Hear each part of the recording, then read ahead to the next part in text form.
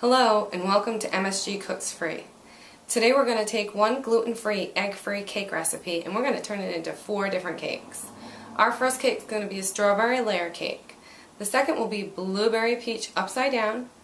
The third is going to be a carrot cake with cream cheese frosting. And the fourth will be little cakes that we'll use to make strawberry shortcake. Now, as I mentioned, this cake is already gluten-free and egg-free. I'm going to use the non-dairy milk in my recipe. And if you wanted to make yours completely non-dairy, you could use a butter alternative as well. All the ingredients will be in the box below. Now let's get to making the first strawberry layer cake. Okay, let's make the cake and I will show you the first variation of what you can do with it. We are going to cream 6 tablespoons of unsalted butter.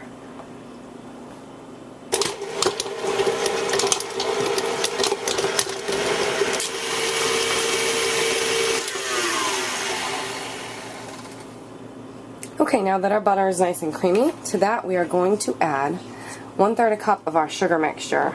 This is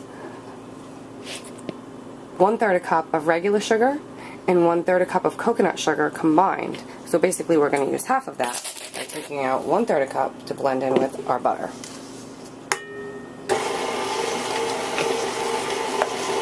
We're going to set this other portion aside for later. Okay, I'm going to stop and scrape my bowl.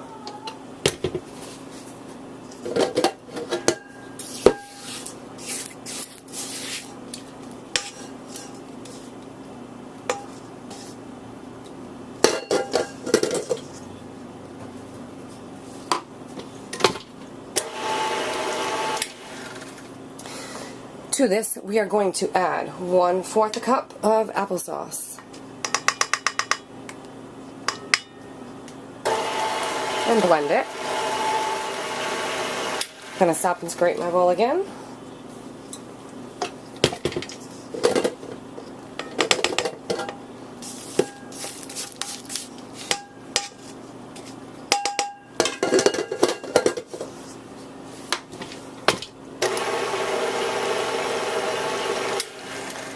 To this we are going to add, in alternating batches, our flour mixture. You can see that in there. And our milk. We're going to be using 3/4 a cup of milk, and our flour mixture is a blend of 1/3 a cup of coconut flour, 2/3 a cup of gluten-free flour, 1 teaspoon of baking powder, and 1/2 teaspoon of salt. Remember, all these ingredients will be listed in the box below. Start out with a little bit of the flour mix and blend it.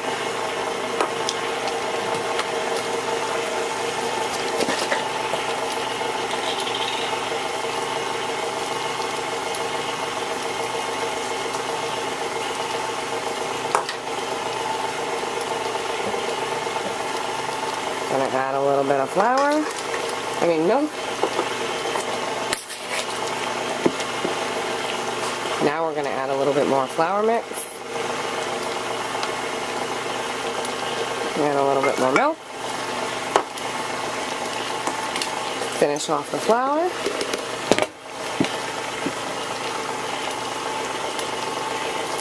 And finish off the milk.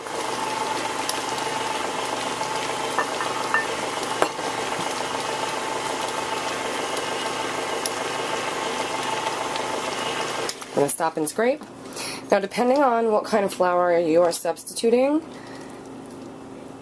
you may notice that the dough is not as runny as it should be.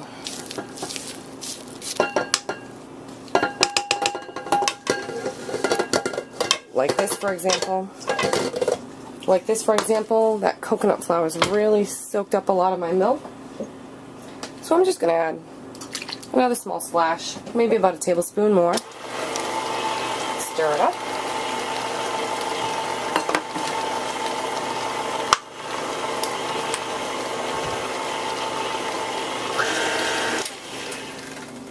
And see, that looks great. Alright, here's the tricky part. We're going to assemble this cake, and this first variation is going to be kind of like a layer cake style. We've got our 9-inch probably pie plate prepped by greasing the bottom and the sides. We've got some chopped strawberries, maybe about 6 to 8 large strawberries chopped just into little slivers.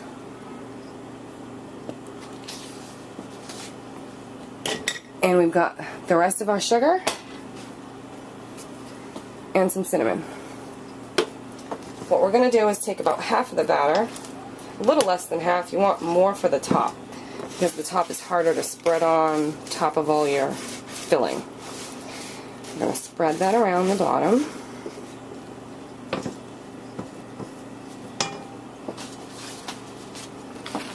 And we're going to drop our strawberries in.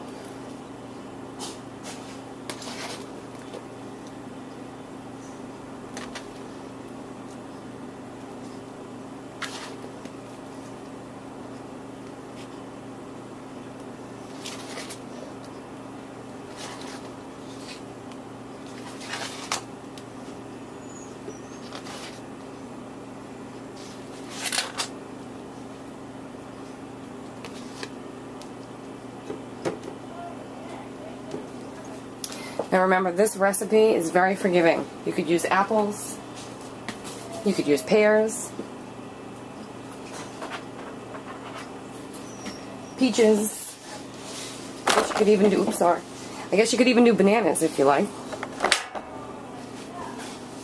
Now that we got our strawberries in there, we are going to cover them with that leftover sugar.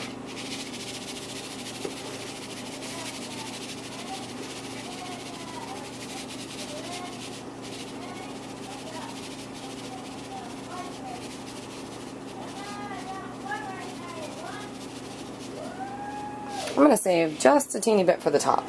It's maybe about a tablespoon, maybe 2 tablespoons.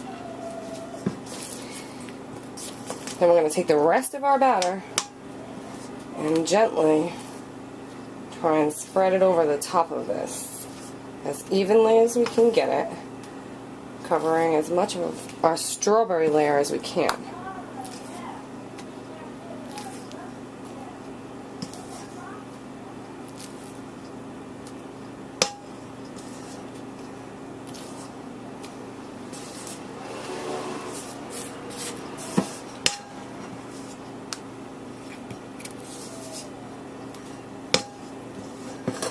Okay, that's all of it. Now we're just going to try and spread it out as gently as we can so we don't disturb the strawberries and sugar too much. We don't want to pick that up and swirl it around like I'm doing right there.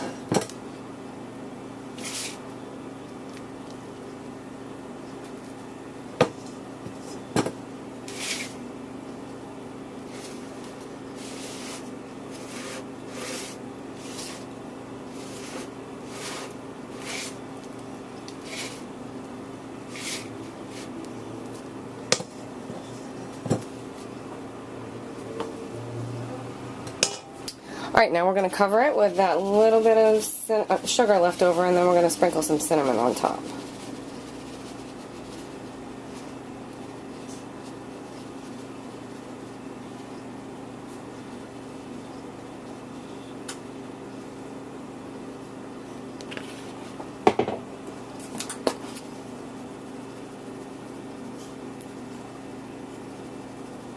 Using maybe a teaspoon, I just like to eyeball it. Give it a pretty little coating. And there we go. We're going to bake that for 25 to 35 minutes. And I'll let you guys look at it when it's all done. And here's what this first variation, the layered variation, looks like when it's all done cooking. Cinnamon, strawberries.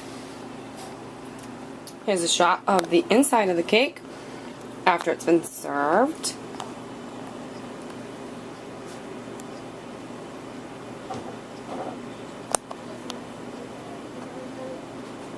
Strawberry layer cake. Now let's make the blueberry peach upside down cake. Okay, here we are with our second variation of this cake. You're going to make the cake the exact same way. You're still going to have your extra sugar on the side. And this time we're going to make an upside down cake instead of a layer cake. I have blueberries and some peaches. You could use pineapple if you wanted to make a pineapple upside down cake. You could do the strawberries like we did last time and make it upside down instead of layered. You can use whatever fruit you want. What we're going to do is we're going to layer the fruit on our bottom, and then we're going to pour our sugar over it after we're done.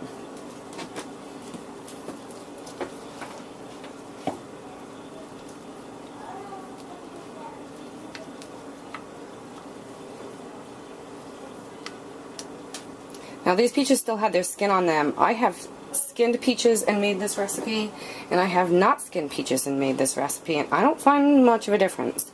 So I prefer to just leave the skin on. Don't be afraid to smush that fruit in there. Okay, there's our peaches. Now I'm going to dump in our blueberries. Perfect. This is where we're going to take that sugar that we reserved, and instead of putting it in the middle and on top of the cake, we're just going to add it all over the fruit here. After that, we're going to take our cake batter and spread it out as evenly as we can on top, and that's it. We'll be done, ready to throw it in the oven. We're going to cook it for 25 minutes or more. The last cake I cooked for about 33 minutes, but it probably needed about 35.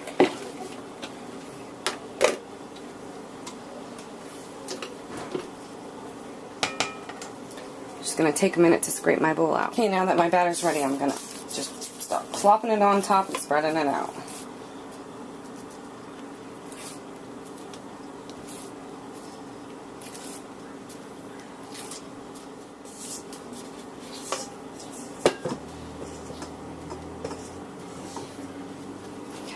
Now that I've scooped all of it out, I'm going to try and smush it in there as delicately as I can. So all of our fruit is covered. There's lots of fruit in here this time, so it's going to be a little hard to do that, but that's alright.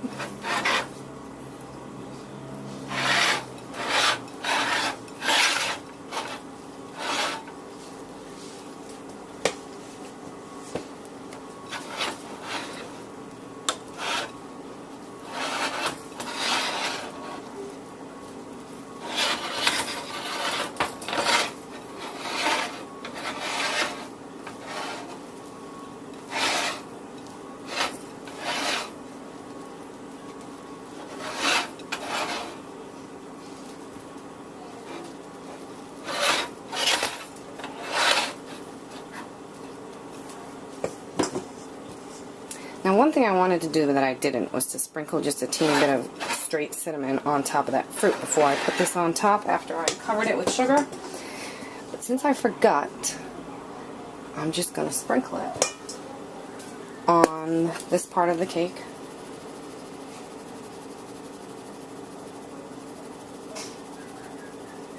Like that.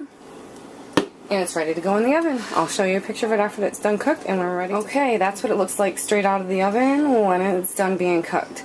Normally I cook these anywhere from 25 to 35 minutes, but because this one is an upside down cake and there was lots of fruit in there, it's very wet. So this one ended up going for a full 40 minutes at 350 degrees. Now remember, the directions and ingredients list will be in the drop down box.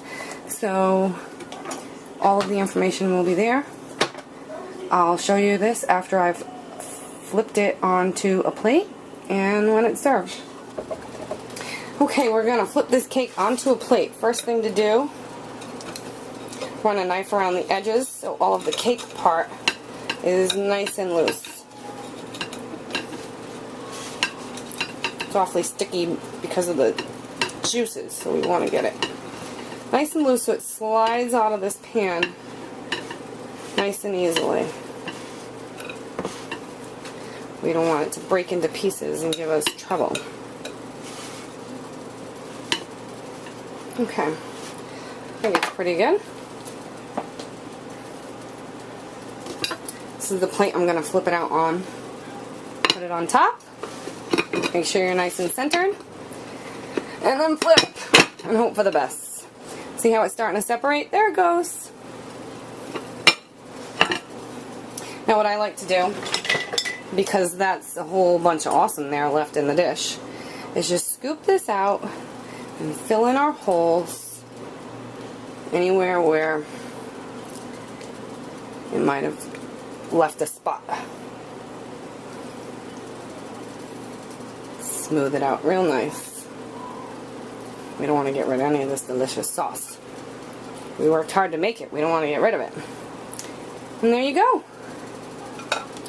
Blueberry peach upside down cake. Oop, we got a little bit to clean up. It's alright. Taste testing. See? Gorgeous. So here's a shot of the blueberry peach upside down cake after it's been cut and plated. You can barely make out those peaches there on top, and oh boy did that sauce get dark because of the blueberries and the sugar. With a little whipped cream on top or a little bit of frozen yogurt or vanilla ice cream, it's just delicious.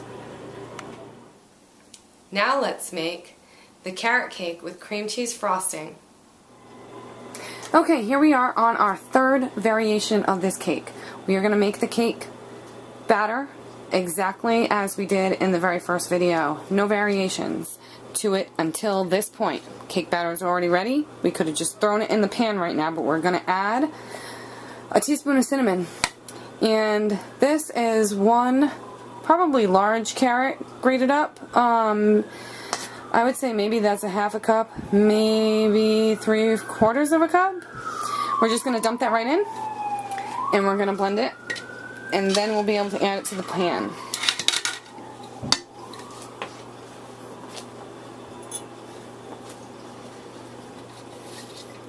To make this carrot cake version of the cake, the only other thing that you will do differently, and that's if you prefer, is after it's cooked and cooled, you'll add cream cheese frosting. Obviously the best part. So we're just going to blend this up and then throw it in the pan. Okay, we've got our batter with our carrots in it spread out in the pan. One thing I want to mention is if you like coconut in your carrot cake, or if you like raisins in your carrot cake, you could just add that in with the raisins. I actually like a little bit of nutmeg and a little bit of ginger added in, so I put about 1/4 of a teaspoon of each in after I was done blending it up, and blended it up just a little bit more, just to give it a little bit more flavor. Now we still have our cinnamon set aside, just like we always do in the other recipes, and we are going to spread that on top, even though we will be putting frosting on top as well. It just makes it extra special.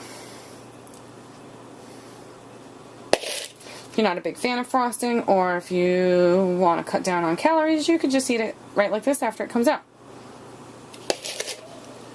But in my world, what is carrot cake without cream cheese frosting? I mean, really.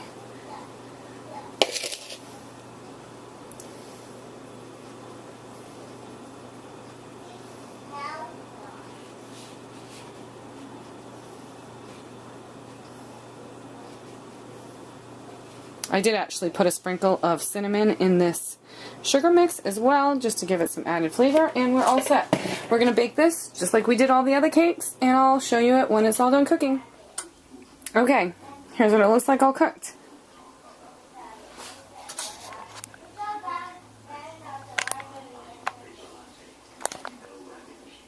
We're just going to let it cool, frost it up, and I'll cut a slice and show you then. Here's a look at the cake all frosted up. I'm going to cut a slice and plate it, and I'll be back with that. And here's our cake all plated up.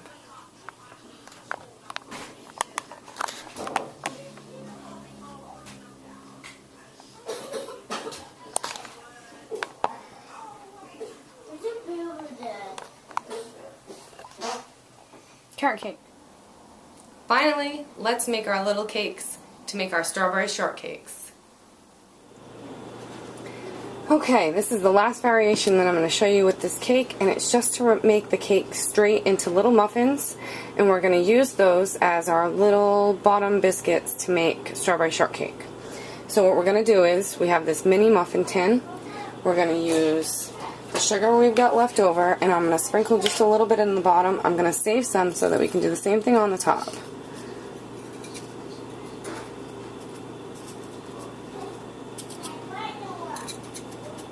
This is a small recipe, so I'm thinking that this one pan is going to be enough.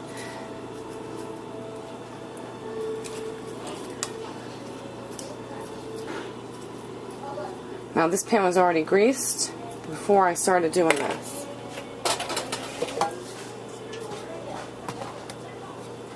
Now that we've got our sugars in there, we're going to start scooping little bits of this batter in.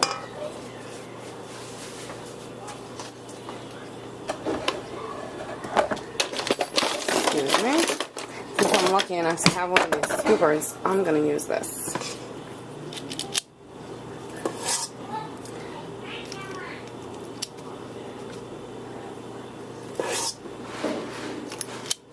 Nice full scoops.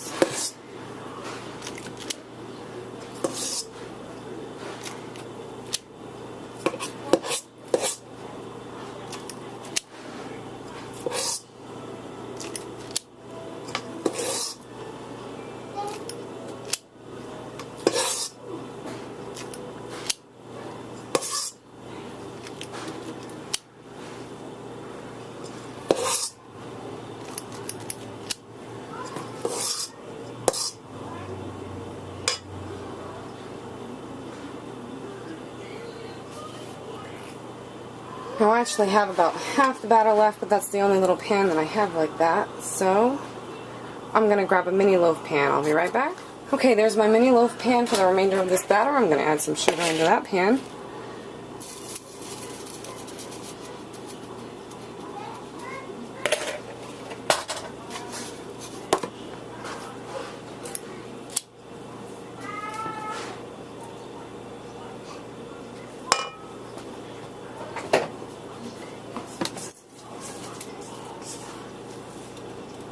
And I'm just going to drop the remainder of my batter in there.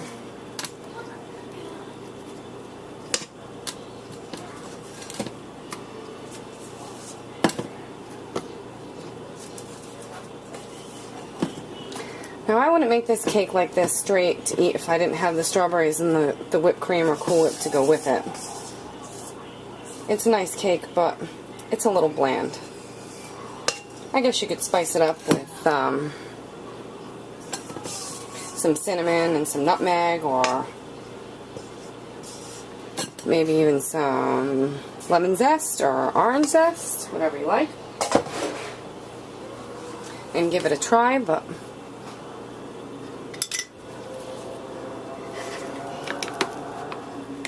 just going to pat it into the bottom of this pan as evenly as I can.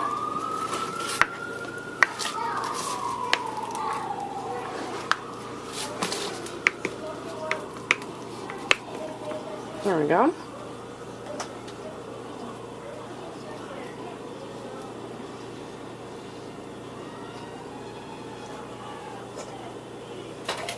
Add some sugar on top of that.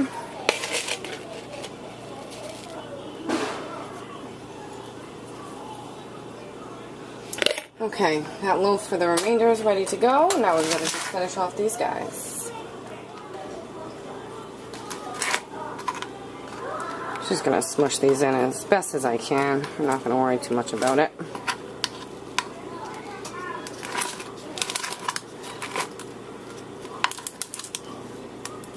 Just kind of twirl your spoon a little bit.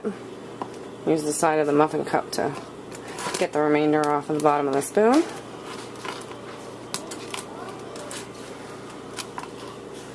There we go.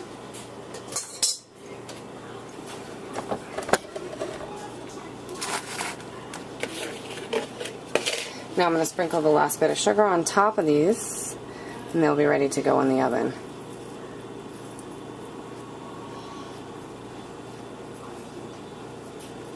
These are probably going to cook a lot quicker than the cake. We're going to try these at about 15 minutes. See how they look.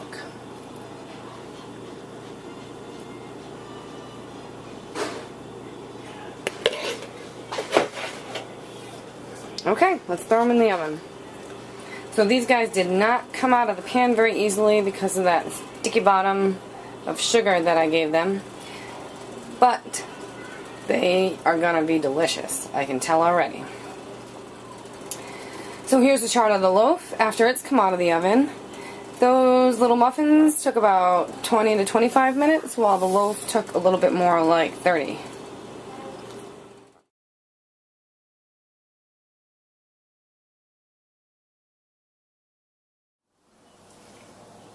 Thanks for coming along with me today on MSG Cooks Free as we took this one gluten-free, egg-free cake recipe and turned it into 4 different cakes. Remember, it's only limited by your imagination. Change up the cake with the fruits that you layer, or the fruits at the bottom, or the fresh fruit that you put on top, and you'll get yourself a whole new gluten-free, egg-free cake suited to your styles. I hope you enjoyed. Bye!